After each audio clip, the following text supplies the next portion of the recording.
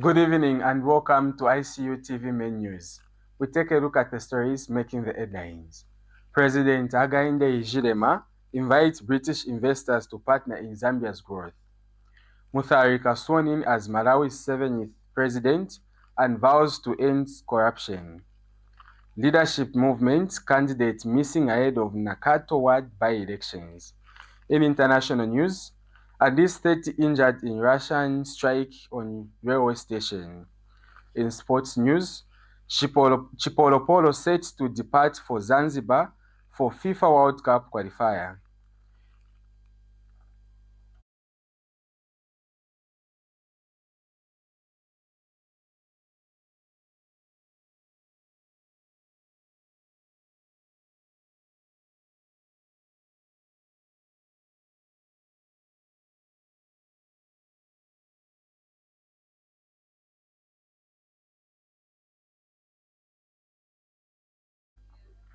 With the news in details, my name is Peter Jamerson Ingelelwa. President Hakainde Hichilema has reaffirmed that Zambia remains open for business and ready to partner with global investors to accelerate national development. Speaking at the Invest Africa Forum in the United Kingdom, the president highlighted Zambia's peace, stability, and ongoing economic reforms as key pillars that make the country one of Africa's most reliable investment destinations. He said Zambia's focus is on creating jobs, driving sustainable growth, and unlocking opportunities across all sectors. With energy development placed at the center of the vision, President Hichilema emphasized the need to expand energy generation and capacity to power home and industries, ensuring long-term economic prosperity. He urged British investors to take advantage of Zambia's conducive environment, join existing partners, and contribute to the nation's growth story. The president's address was part of his engagement with over 40 British companies exploring business and investment opportunities in Zambia. Malawi's new sworn-in president, Professor Arthur Peter Mutharika, has declared that the era of plundering government resources is over, pledging to restore integrity and efficiency in public service as he assumed office as the country's 7th head of state. More in the following stories with Chakubeba Msonda. President Professor Arthur Peter Mutharika has officially taken the oath of president as the 7th president of the Republic of Malawi. Justice Dr. Jane Ansah was also sworn in as president at a colorful ceremony held at Kamuzu Stadium in Blantyre. In his inaugural address, President Mutharika declared the honeymoon of plundering government resources is over, stressing that his administration under the Democratic Progressive Party will restore integrity, discipline, and efficiency in public service. The real change must come from within us.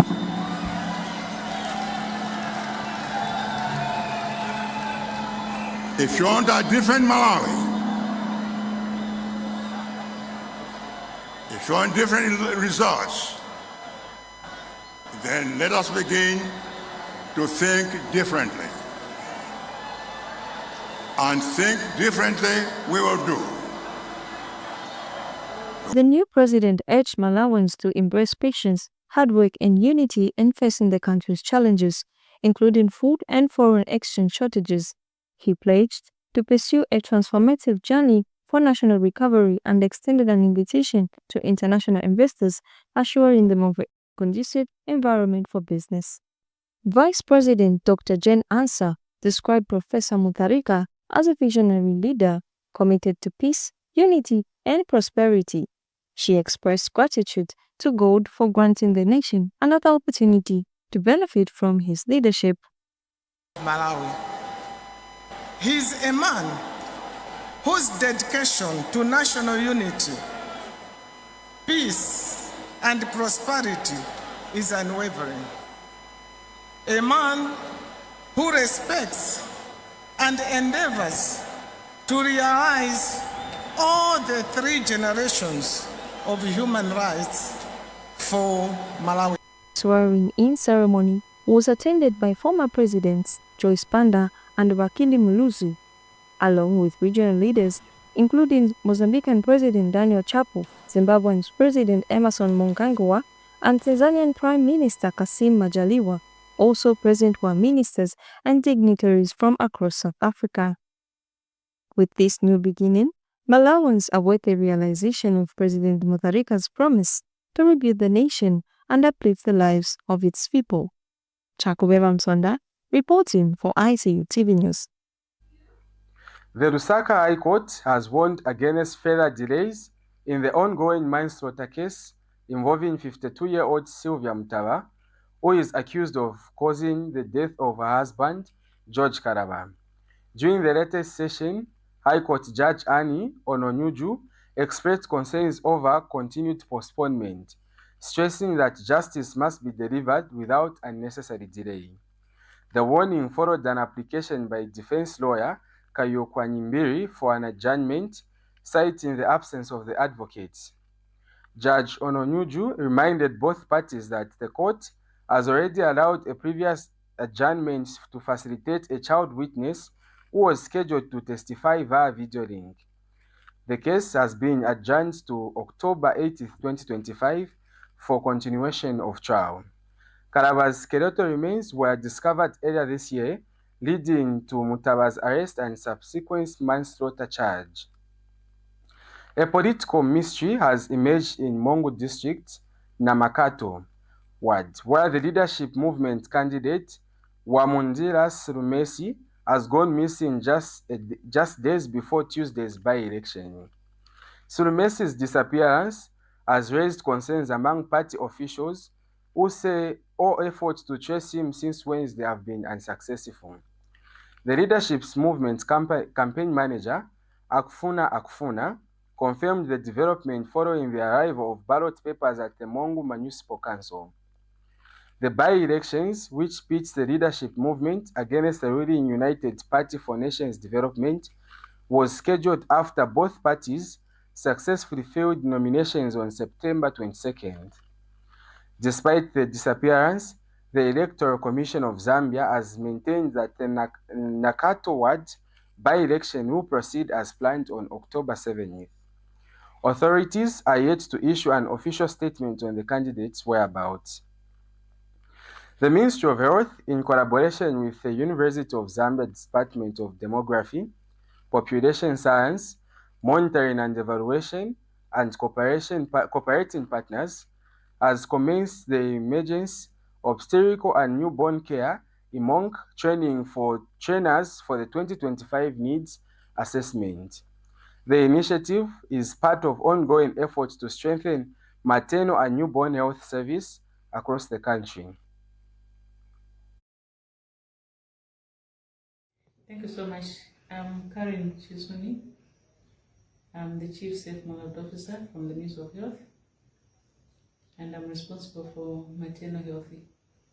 So basically, when you look at EMOC services in the country, we feel that as a nation we have not done very well, because despite the coverages that are very high, we have a high number of women that are coming to our facilities to deliver. That stands at 93% of the population. So to help us actually identify where the gaps are, we need to do an EMOC needs assessment. So in this EMOC needs assessment was last done in 2014-2015, and that was the second assessment that was done in the country. And now we need to do another assessment to just see how much we are putting as a country in terms of EMOC readiness, as well as the way the services are being provided in our maternity annexes. So basically, this EMOC assessment has 8 modules. So module 1 looks at the infrastructure. So it talks about the facility itself. What type of a facility is it? Is it a level 1 facility? Is it level 2, level 3, or is it a health center or a health post? And then it also looks at the infrastructure that is available. In terms of infrastructure, we're looking at the space that is available for mothers as well as the newborn in the maternity ward. So look at is there a space, for example, for delivery, labor and delivery? Is there a space where these mothers, after they have delivered, they can go and stay, the postnatal ward? and is there space for a newborn that is sick, for example, in NICU?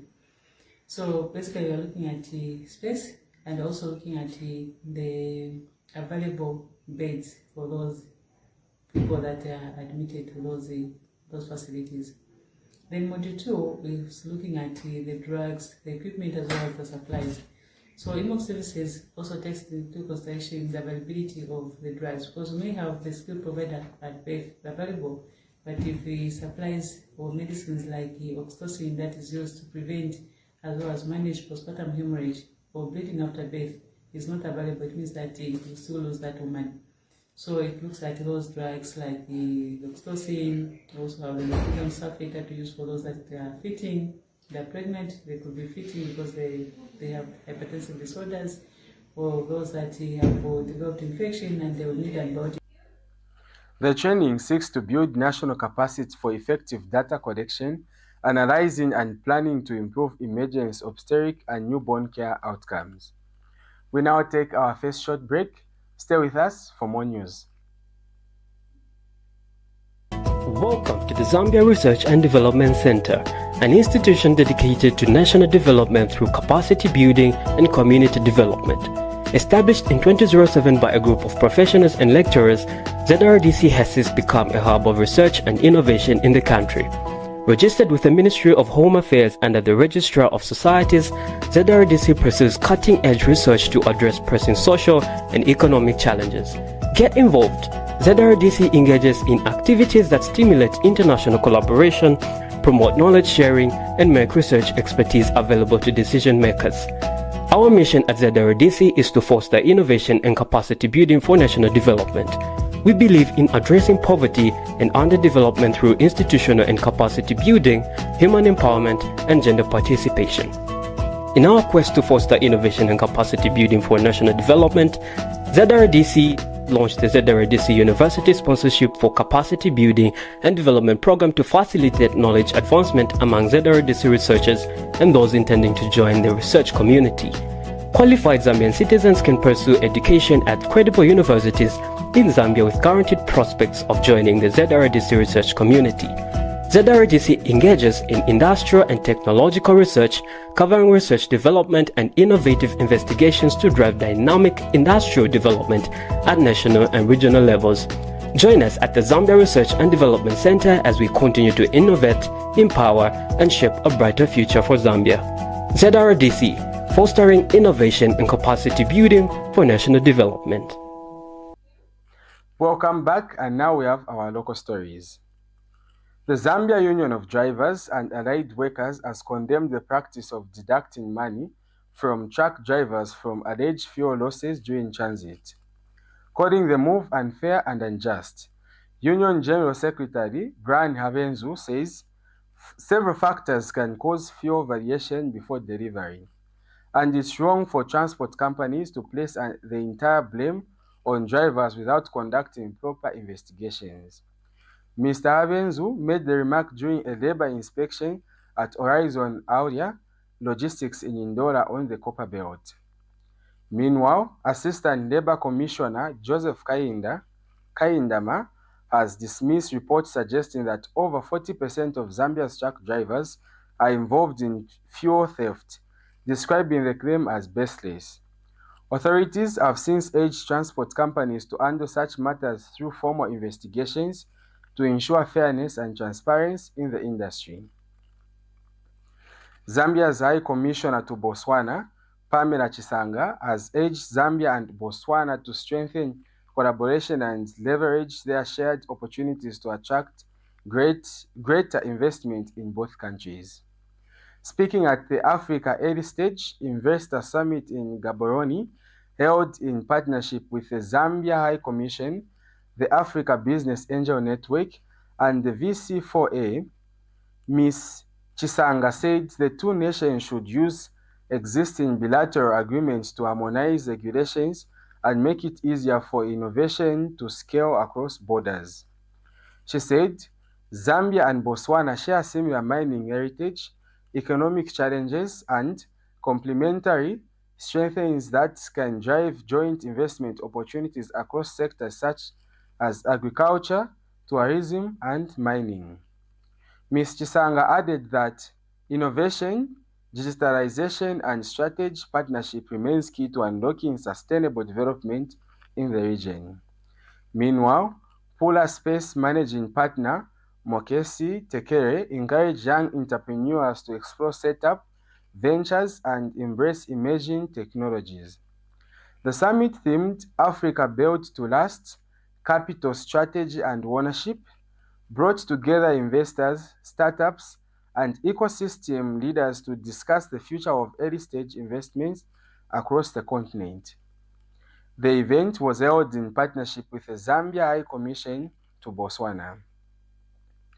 The completion of installed student hostels at the University of Zambia, UNZA, is progressing steadily, bringing renewed hope to the institution's accommodation challenges.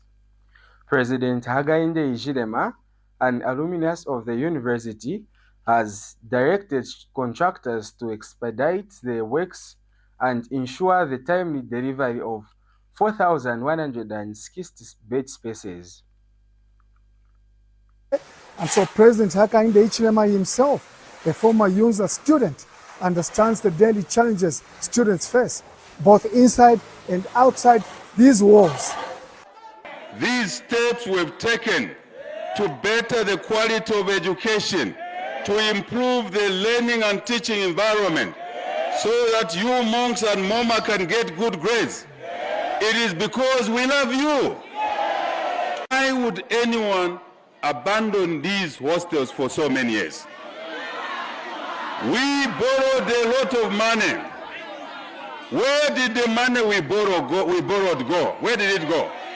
It should have come here to finish these hostels, to complete these hostels. But where there is no love, paoneka. Since assuming office, he has acted decisively to ease that burden, reinstating meal allowances to ensure no student is left behind due to poverty. The same commitment is now driving the resumption of long-stalled hostel works.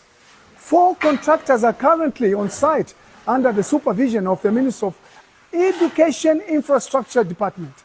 Now, Yuchang Infrastructure, Greatest Road Campus, 640 bed spaces due by March 2026. Walcong Enterprises, Greatest Road Campus, 640 bed spaces due March 2026.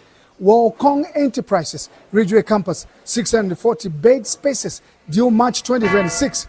Mango Tree Construction, Greatest Road Campus, 800 bed spaces due June 2026. Now, this project is proof of what prudent economic management looks like when resources flow into real systems that touch lives. For context, construction of 26 hostels blocks providing 4,160 bed spaces began in 2015 but stalled in 2018 after contractors left due to non-payment. Students were left in overcrowded and unsafe boarding conditions with little hope of relief. That situation is now changing. As contractors return, the government is showing what hard work looks like. You are still watching Icutv. You are still watching Icutv news, and we take a short break. When we're back, international and sports news. Stay tuned.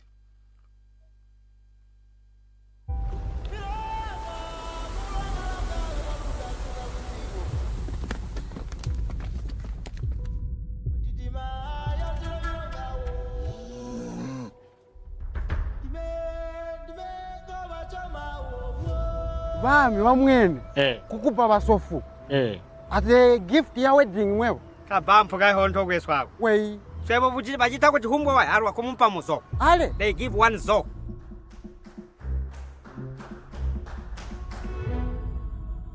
basa sunu tusegelela akupobola nguzu ya musanko yulage mwana mujende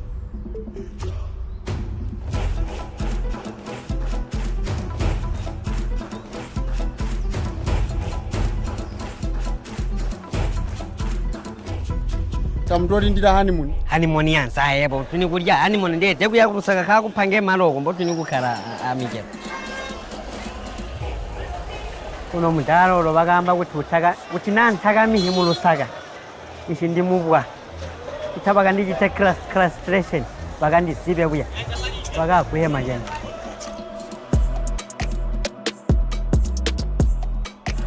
Iwe. Amanini munganda mwana umpira mafia ng'ombe papeni. Nada ng'ombe muno.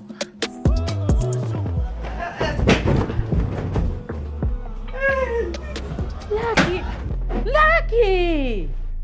Do you know me? Do you know my wife? Have you seen my wife?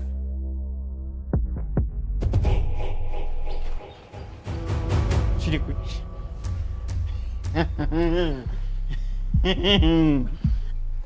Urefu atoka ne mochari mpia. Maybe I should go to the doctors. Bambira ma doctor tiwabora hipondo tu.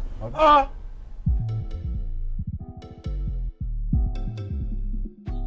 Chikaringa byani bandu nawe chakaringa byani wo. Oh. Chachiringo kumichiringanya pamulesu wa mafuta. Wow. I'm so impressed mura. Pesi ndari kwamba bakuti. Aya mahuta anunkira musimba. Imwe mwakasuba.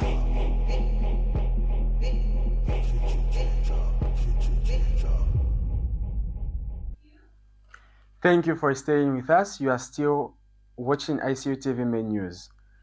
Now in international news, at least 30 people have been injured following a Russian drone strike on a railway station in northeast Ukraine. Ukrainian President Zelensky has said in a post that primary reports indicated train staff and passengers were at the site of the strike in the city of Shoska in the Sami region. Emergency services are on the scene and have begun helping people, he said, adding that information regarding the injured was still unestablished. You are still in international news. Israel, Hamas moved toward peace talks amid the airstrike. The Israel Defense Forces say it is preparing to implement phase 1 of the US peace plan while remaining ready for rapid response to any threats. Former US President Donald Trump says he believes Hamas is ready for a lasting peace and urges Israel to stop the bombing of Gaza. Though 3 airstrikes hit the strike in the early hours, Hamas is calling for further negotiations on aspects of the US plan, but has not addressed key demands including disarmament and withdrawal from Gaza government. Negotiations between Israel and Hamas are expected to resume in Egypt in the coming days, reports Mideast correspondent H. Bachega. Israel Prime Minister Benjamin Netanyahu says Israel is preparing for immediate implementation of the first phase of the plan, which includes measures outlined by Trump. While optimism remains, doubts persist and Palestinians await to see if agreement on paper can truly end the conflict, writes Gaza correspondent Rusdi Abelafu. We take another short break. Coming back, it's sports news. The Information and Communications University is driving the thrill for the nation in research and development. Enroll now for full-time and distance programs in the School of Engineering, Humanities, Business and Education. To apply, visit our website at www.icuzambia.net or call us on +260 211 221 662 or 0966 342 359. Sponsorship is available. Enroll now. Welcome back. Now in sports news. Zambia's senior men's national football team, the Chipolopolo, is set to depart for Zanzibar this Sunday ahead of the FIFA World Cup qualifier against Tanzania. The Football Association of Zambia says all foreign-based players will connect directly to Zanzibar to ensure full team assembly and adequate preparation before kickoff. The team is expected to hold its first training session on Monday as preparation intensifies for the crucial Group E encounter scheduled for Wednesday, October 18th. Zambia will remain home to host Niger Niger in Ndola on October 12th to wrap up their group stage fixtures.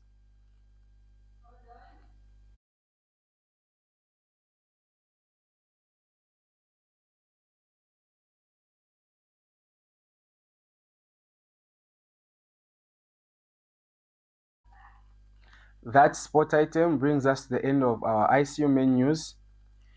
Before we go, let's take a quick recap of the stories making headlines. President Hakainde Hichilema invites British investors to partner in Zambia's growth. High Court warns against delay in Sylvia Mutaba's manslaughter case. Leadership movement candidate missing ahead of Nakato ward by-election. In international news, at least 30 injured in Russian strike on railway station. In sports news, Chipolopolo set to depart for Zanzibar for FIFA World Cup qualifier. Thank you so much for watching Icutv main news. Stay glued to our Facebook page at Icutv and our website page at icutv.zm.com.